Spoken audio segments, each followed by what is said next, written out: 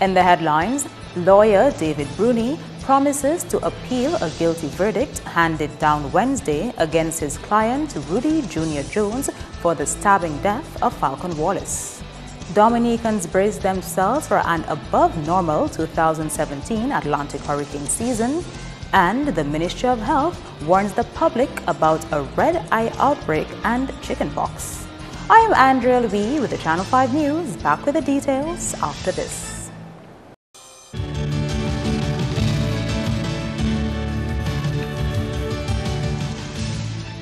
Thank you for staying with us. First up, a 7-woman, 2-man jury has found Rudy Jr. Jones of Marigot guilty of the stabbing death of Falcon Wallace.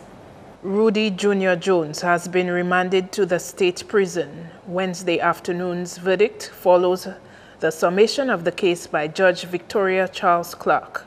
In her summation on Wednesday morning, she cautioned the jury to disregard everything that was said on the matter outside of the court. She also told them that they should not show sympathy for neither the accused nor victim. Jones gave an unsworn statement on Tuesday, where he was not subject to cross-examination.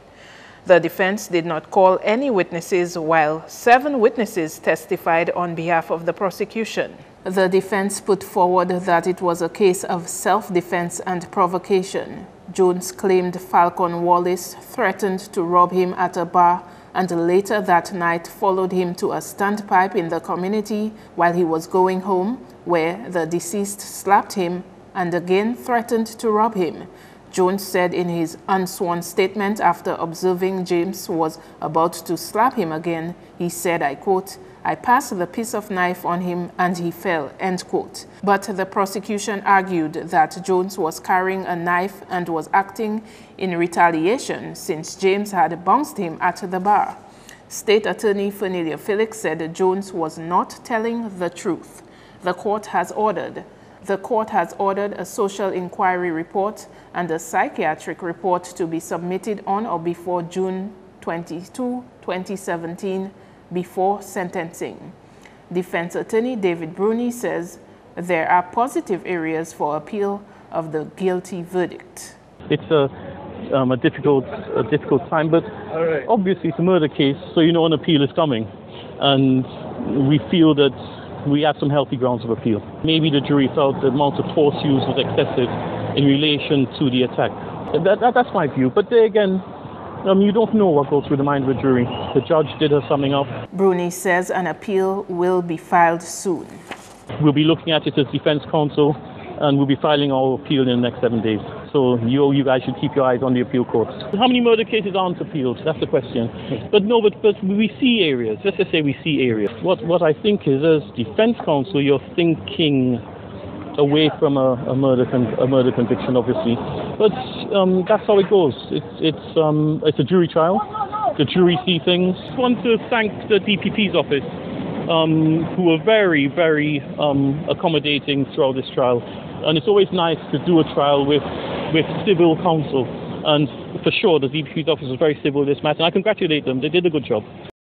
In other top stories, with less than 24 hours to go before the official start of the 2017 hurricane season, Dominicans are being warned that this year will be an above-normal hurricane season. Last Thursday, the National Oceanic and Atmospheric Administration, NOAA, released its forecast for this year's hurricane season. Acting Senior Meteorological Officer Marshall Alexander gave details on what is expected during this above-normal season. The expectation is for 11 to 17 named storms, of which 5 to 9 are expected to become hurricanes, and 2 to 4 are expected to become major hurricanes, and that would be of category 3 and above, with winds of 111 miles per hour or greater. Alexander explained that the high chance of tropical cyclones occurring this season is due to the expected absence of El Nino. Because what El Nino does is that it creates a lot of wind shear over the Atlantic. So El Nino is basically the warming of the ocean of Eastern Pacific, and then it creates a lot of wind shear over the Atlantic. So, and based on the fact that there will be an absence or expected to be an absence of El Nino, then we expect that there will be less wind shear. And what the wind shear would do is that it would spread out the energy of any system that has the potential to develop. So this time around, we expect a higher chance of tropical cyclones developing. As an extra form of precaution this season, a new measure has been put in place with the issuance of potential tropical cyclone warnings or watches. This would give early warning to Dominicans of weather systems which have a high probability of becoming more developed systems. Alexander's reiterating to Dominicans that they should heed the advice given by the Meteorological Office during the hurricane season. The advice I would like to give to everyone is that we had the experience and we have to know that weather is dynamic, and that means things can change, and we are here to provide guidance to the public. There are models, there are numerical weather prediction models, and sometimes there are errors with those models. But we do our best to use our local experience at times to bring out the information to the public. So we'd just like to advise the public to continue to listen to the weather reports. The hurricane season runs from 1st June to 30th November each year. On to health matters now. The Ministry of Health is warning the public of a red eye outbreak and an increase in chickenpox cases. The outbreak is in the health districts of Marigot, Portsmouth, and Roseau. Cases are only being reported from Marigot, Portsmouth, and Roseau health districts. Presently, there are no reported cases of red eye in the health districts of St. Joseph, La Plaine, Castle Bruce, and Grand Bay. The Ministry of Health is advising the public to be vigilant to prevent further spread of the disease. All health facilities have been alerted and active surveillance has been initiated. Red eye is an infection of the covering of the surface of the eye and eyelids. This infection is very contagious, but it can be effectively treated at home. The ministry is also reporting that cases of chickenpox are on the increase, but at this stage it is not considered an outbreak. A cluster of cases was seen in the Grand Bay and Roseau health districts in past weeks. We will have more on this in our next newscast. In other news, Portsmouth Mayor Titus Francis says he believes enforcing the penalties under the law will force people to pay their property taxes. Land and house rates are a means of generating income for local government councils. However, heads of councils complain that it has been a difficult task. Chairman of the Portsmouth Town Council, Titus Francis, said if the law is applied, people can be fined and face a prison sentence for failing to pay property taxes. The law is there, you know. I think, you see, the funny thing about councils, they come in for 3 years. You're not sure if you're going to serve another term, so you almost have to be going back and start all over again. The law gives the council the authority to take legal action. If you threaten legal action, people will show up. Francis has suggested that councils must have the willpower to enforce the law. Councils, we may find ourselves in the same position, but the real will to do enforcement. Over the last 3 years, what we've been doing, we've been appealing, showing people why it is necessary for them to pay their property taxes, and hoping that out of your appeal you will touch their conscience and they will come forward and begin to pay, you know. But other than that, you don't get them to respond. You do town hall meetings, you tell them why they need to pay their taxes, and it doesn't matter to them. So unless we get to the point of beginning to, quote unquote, make an example of a few people, you're going to have that challenge with you for a while. In more top stories, over 180 surgeries have successfully been completed under the Misión Milagro project in Dominica. A team of doctors is currently on island for the first rotation, which will see patients from the St. Joseph, Castle Bruce, La Plaine, and Roseau health districts undergoing surgeries for cataracts and pterygiums. 2 semanas y 2 días llevamos operados 185 personas. In these 2 weeks and 2 days, we have already operated 185. 185 patients.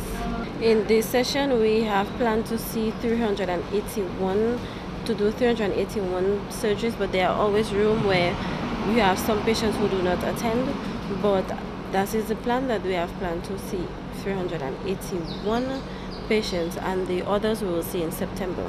The first rotation of surgeries runs from 15th May to 22nd July. Each week, a team of 7 medical specialists from Venezuela will be on island to conduct the various sessions under Mission Milagro. I think that all that we do for help the poor people is well, it's good, it's fantastic.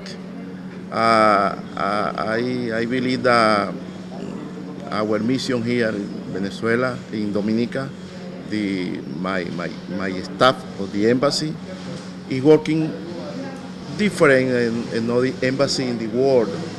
We are helping the people here. The surgeries and post-operative clinics are taking place at the Princess Margaret Hospital, and Minister for Health, Dr. Kenneth Daru, is impressed that the surgeries can take place despite ongoing construction work on the PMH site. Given the fact that we have active construction of a major hospital now, and I mean, myself as the minister, was a little, well, I'm just concerned, a little anxious, as to whether or not, we could pull this through. But I'm really amazed as to the smooth running of this. We had one theater dedicated to these surgical interventions, and then the other 2 will be operating as normal. And so far, really good. Not just so good. So far, extremely good. And as I said, I had my concerns and my anxiety at the beginning that whether, it would work out. I remember this was something that was discussed and asked of me. And I really want to thank all for the Herculean effort that all would have made in getting this program. Approximately 18 surgeries are done per day, and Acting Director for Primary Health Care, Dr. Philip Serja, says both medical teams and patients are happy with the outcome. From the doctors, from the surgeons' part, they are across the board. You can see that they are enthusiastic from day one. They got the ball rolling. The general comment is that they are pretty much satisfied. From the patient standpoint, they would say, Papa Bautier, what else if it wasn't for Venezuela to take off that cataract for me, because many of these patients have been involved, have faced that condition, poor eye vision, etc. for years, and here comes the opportunity that they can see 100% clearly. The second rotation of surgeries focusing on patients from the Marigot, Portsmouth and Grand Bay Health Districts is scheduled for 3rd July to 26 November 2017. Some of the individuals who benefited from the surgeries and post-operative care provided by the medical team from Venezuela, in collaboration with a group of Dominican operating theater nurses, spoke to the media on Wednesday. You had surgery under the Mission Milagro? Yes. How long ago was your surgery? On the 17th of May. Okay, and from then to now, how has it been for you? Plenty. I didn't say anything, but now praise the Lord and praise the Prime Minister and praise the doctors I can see. Okay, what exactly was the eye problem you had? Cataract in the both eyes. And you had both removed? No, well, I have one and taking off. I'm removing the other one today. Okay, and how do you feel about that? I'm happy because I can see. I came to check on my eye. I did surgery on the eye yesterday, and I come to find out the doings. You had surgery for what exactly? I was told that I had cataract. In one eye or both? No, I had in both. I did 2 weeks ago in one, and then I did the other one yesterday. It's a good thing. It's a very fortunate thing. I think people should take advantage of this program. At the operation yesterday, he asked me to come in today to have a review of it, and then everything is okay. Thank God. The vision is much better than it was, because I wear glasses. So whenever I would take out my glasses, the sunlight, I would have to close my eye because of the sunlight. So, but right now, when I stepped out from the office after the doctor looked at it and everything, I could fix on the sunlight. So I'm thankful to the team that is here doing the surgery, and then the government of Dominica and the Minister of Health. Coming up, environmental health and solid waste weigh in on the current garbage situation.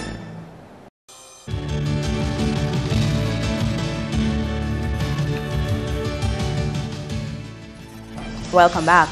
Dominica's Minister for Health is reporting that the parliamentary representative for the Grand Forks constituency is in stable condition.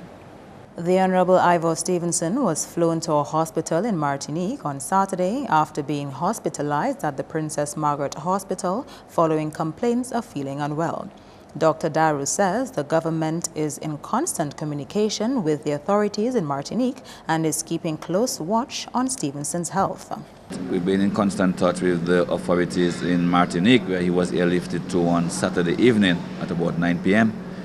And he is in stable condition, which is quote-unquote good news. His condition hasn't deteriorated, medical condition hasn't deteriorated, which is also good news. Of course, he's being stabilized and pending further tests, so the doctors can, of course, give us a prognosis. Prognosis meaning as to what are the expected outcomes of his medical condition. Dr. Daru is calling on all Dominicans to put party politics aside and pray for the speedy recovery of the Grand Forks MP, who is also the parliamentary secretary in the Ministry of Health.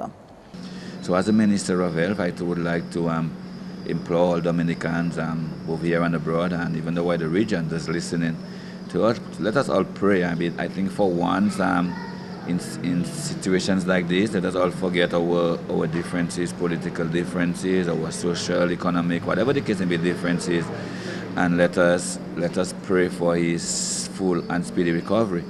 Honorable Ivor Stevenson, as we know, prior to entering politics, would have also given a lot of years of service as a senior environmental health officer. So this is a gentleman who would have given a lot to his country, would have also sacrificed maybe the latter part of his public service years to serve his country as a member of parliament and, of course, a member of the cabinet of the Commonwealth of Dominica. On Monday, Prime Minister Roosevelt Skerrit released a statement confirming that the Grand Forks MP had been flown to Martinique and was undergoing medical treatment. And what some people may be calling a garbage crisis on the island is causing some concern for the Environmental Health Department. Acting Chief Environmental Health Officer Fidinia Carbon says she is concerned about the possible spread of diseases which could result from having so much garbage along the streets in so many communities across the island at one time. Some of these immediate concerns include blockage of drains and waste getting into marine waters. We have a number of concerns.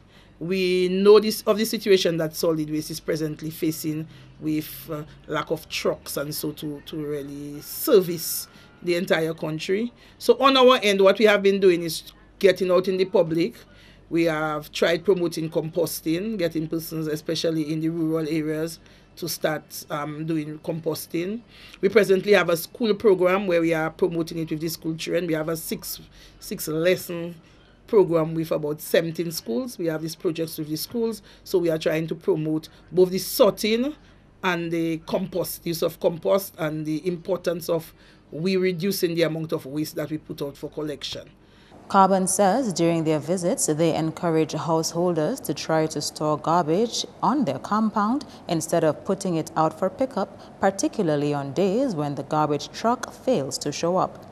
She believes the proper storage of garbage could help restrict access by rodents and other animals. Government has stepped in, giving the Solid Waste Management Corporation a hand towards eliminating a backlog of garbage across the island. And it is help that Solid Waste welcomes, as the corporation is facing a landfill that has reached its capacity and a continuing struggle to get Dominicans to buy into the concept of recycling. So we have a program where when we hired additional equipment, so between today and the rest of the week, all the affected communities, all the refuse in those communities will be removed. We've actually started the project. We were in the West Coast since yesterday. We're in the West Coast again this week.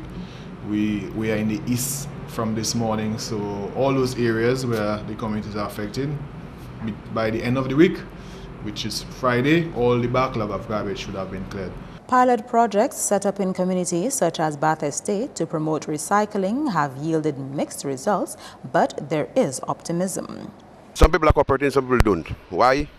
It's a strategy solid waste just implement, and as time goes by, you know, some people are quick to respond and some people are slower. What I'm saying is some people are more aggressive than the other.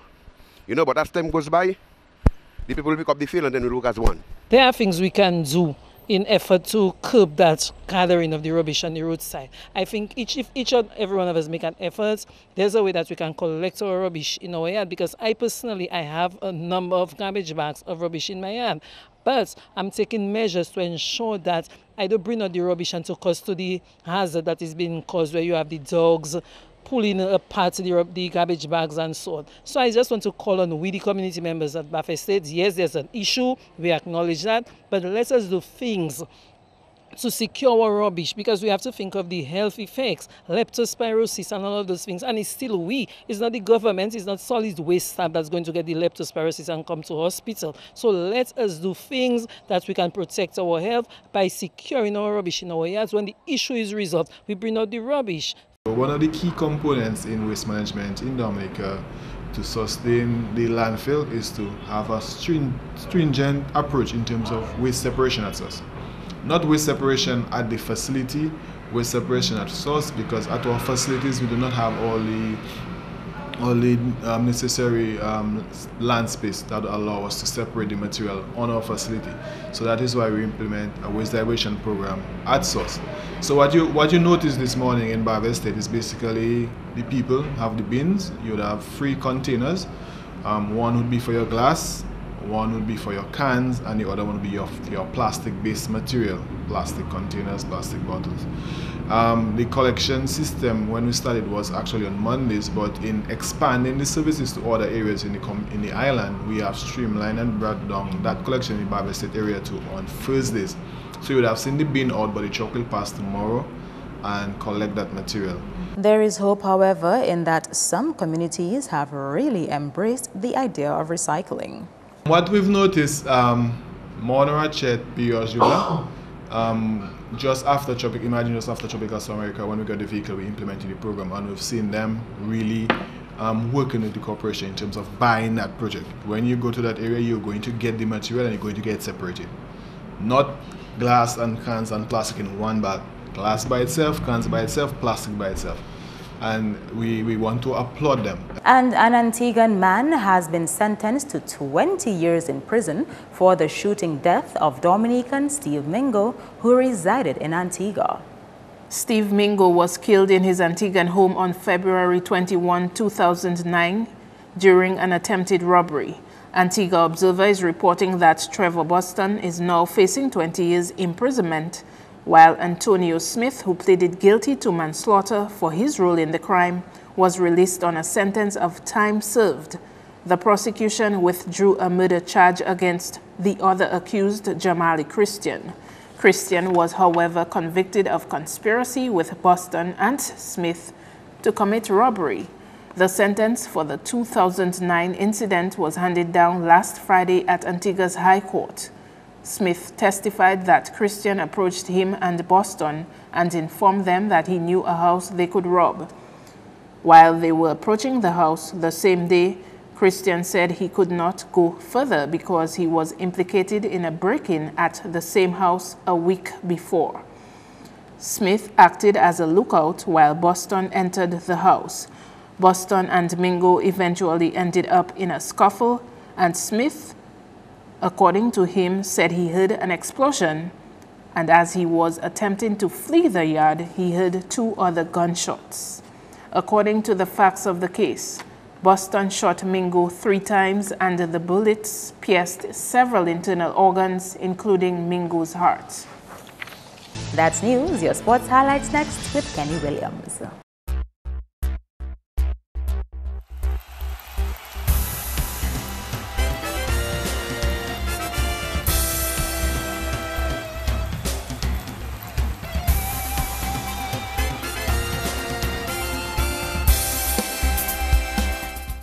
On the cricket scene, Afghanistan defeated WICB Presidents 11 by 12 runs in a T20 warm-up match in St. Kitts on Tuesday. Batting first, Afghanistan scored 115 for 9.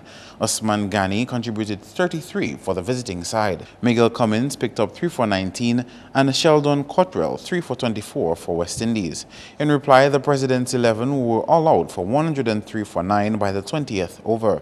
Rashid Khan took 3 for 11 for Afghanistan. Basketball returns to St. Joseph with a night of Division I action in the 2017 Flow DABA League on Thursday. At 7, Digital Clouds will come up against Paybush Snipers. At 9, Hurricanes will be looking to avoid a defeat on home turf when they play host to Detroit Blazers 2. Moving on to track and field, national sprinter Mitchell Davis leaves the island on Thursday to take part in one of his toughest competitions yet. The Whitsuntide Games carded for Grenada will feature top athletes from the region. Well, tomorrow I'll be traveling to Grenada for the Whitsuntide Games. It's a regional competition, but they're inviting international athletes as well. So it's going to be a tougher competition for me. I'll be running the 100 and 200 meters. That will be Saturday and Sunday. So, yeah, I'm looking forward to running faster times than my last competitions. David completed 4 years of track training in Jamaica ended June last year and will come up against some of his former training partners in this weekend's event. Some of my training partners from Jamaica will be at the competition. There will be athletes from Trinidad, Bahamas, Barbados, one of the major countries in athletics will be here. So that'll serve as an advantage to me if I want to break the national record. That's why I'll be able to break it, if the weather conditions are perfect. Yes, I'm looking forward to doing that, breaking national record in the 100 and also clocking on the 21 seconds in the 200. Dominica's Andre Bazil will also be competing in the javelin event at that competition. The 2017 Whitsuntide Games runs from June 3 to 4 in Grenada. It was Grenada's premier athletic championship in the late 90s. Sports continues with this item where one local sports consultant says he hopes that members of the Dominica Olympic Committee can do what is best for athlete development here. He says he won't be afraid to call on them to do the right thing if necessary. In umpiring, we say you have to call it as you see it. So if you give, for instance, a guy out, you must be very clear in your mind that what you have done, the decision you have made is the right decision. Billy Doctrove, as a former elite umpire, I expect him to rise and keep to that standard. Call it as he sees it. So those associations that are part of the Dominica Olympic Committee, I expect Mr. Billy Doctrove as president to be fair in his judgment, to be able to provide to them the necessary impetus, to be able to provide for them the support that they ought to get as functional national associations.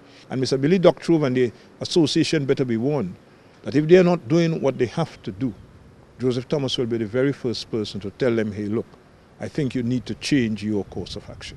He says the job of the current administration is to provide opportunities for athletes. Going forward, we now have to look to the future and hope that this current executive, headed by Mr. Billy Doctrove, will really focus on the job at hand, and that is to provide as much opportunity as possible for the national associations that come under its umbrella and the athletes that are part of this structure. That's all the sporting highlights for now. I am Kenny Williams. Join us next time.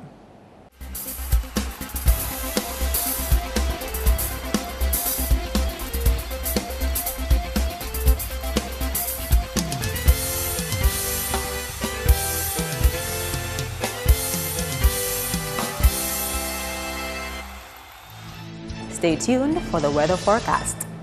Hello, good evening. Welcome to tonight's weather broadcast. I'll be your presenter for this evening, Farah Rock Korea. Well, weekend stable conditions today produced multi-layered clouds across the Lesser Antilles, which resulted in generally cloudy skies across Dominica.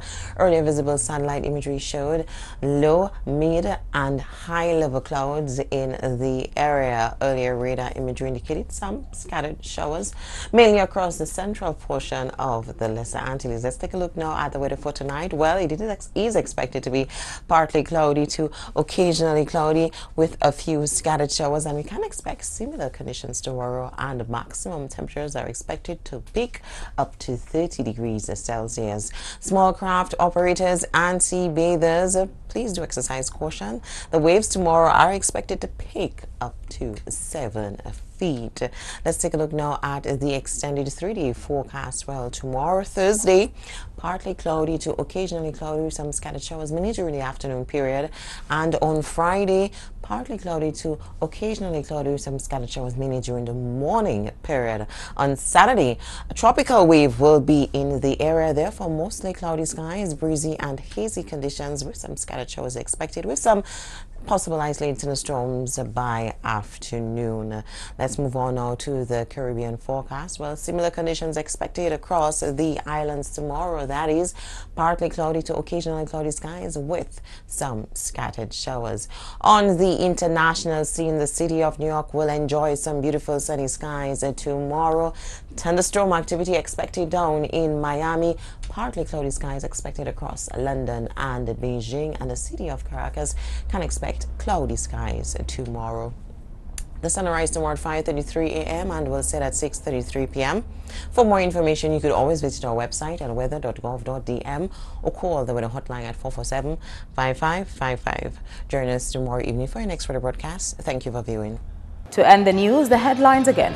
Lawyer David Bruni promises to appeal a guilty verdict handed down on Wednesday against his client Rudy Jr. Jones for the stabbing death of Falcon Wallace. Dominicans brace themselves for an above-normal 2017 Atlantic hurricane season, and the Ministry of Health warns the public about a red-eye outbreak and chickenpox. Feel free to contact us at news@marpin2k4.com. You can also access our past newscasts on our YouTube channel. On behalf of the entire production team, I am Andrea Louis, and to all of our viewers around the world, thank you so much for watching. Join us tomorrow.